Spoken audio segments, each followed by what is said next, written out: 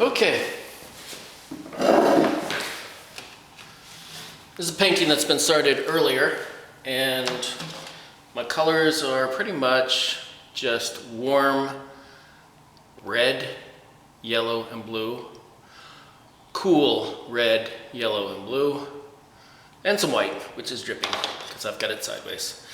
So I started this earlier, and it's working from a photograph. And right now I've got the photograph upside down. The reason for that is because I'm going to start turning my painting upside down. That is the brilliance of working from a photograph, is that right side up you see things in a relationship, but when it's upside down, that allows you to see some different angles and curves. As I'm seeing right in here, this allows me to make some corrections to some of the things that I've already got. Now here's kind of the beauty of some of these colors. This is the warm blue, and I'm going to move that into here, creating this arc. It's also the nice thing about long-handled brushes is that, one, I'm able to get myself outside of the camera, but it also allows me to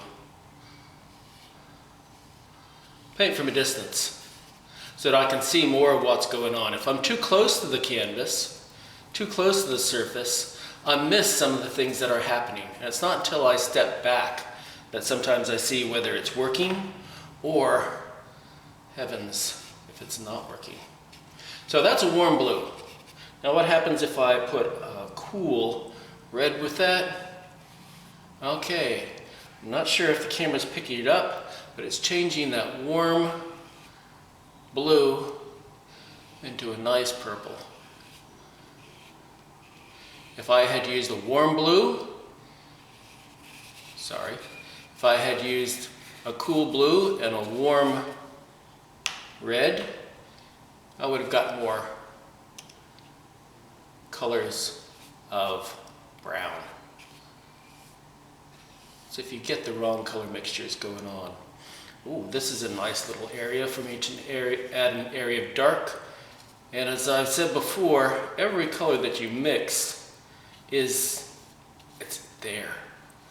So I look in all the places where that color might present itself throughout the painting. We've got this nice little area here, that's definitely. So it's like a puzzle. I'm just putting these puzzle pieces in where they go.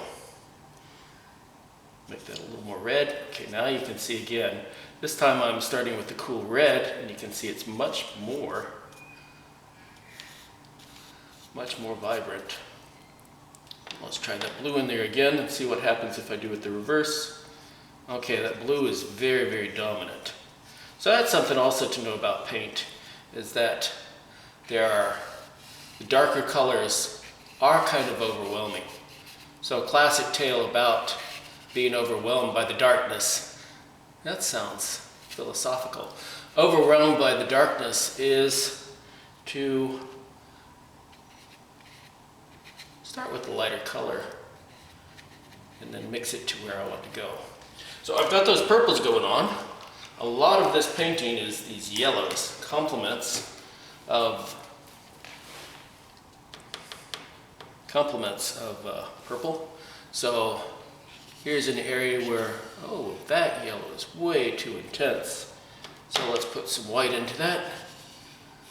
Okay, some things going on there that I quite like. So I'm not going to totally correct that just yet. But the warm red mixing into that. Okay. Turning it into these delightful colors of orange. Oh, look at that. Kind of moving up to it, not completely mixing it. So I'll let that area dry. I'll scoop up some of these areas where my paint is dripping. So sometimes you want to have your paint right side up like this. Other times you might want to have it down. Okay.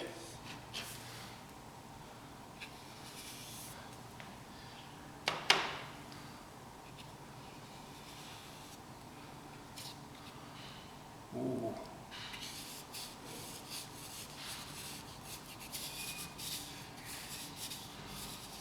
The more that I scrub those colors together, you can see that they are blending. Don't want to blend too much though. Okay, and that alarm signals that this short segment is over. Come back for more paintings, more stages. Cheerio.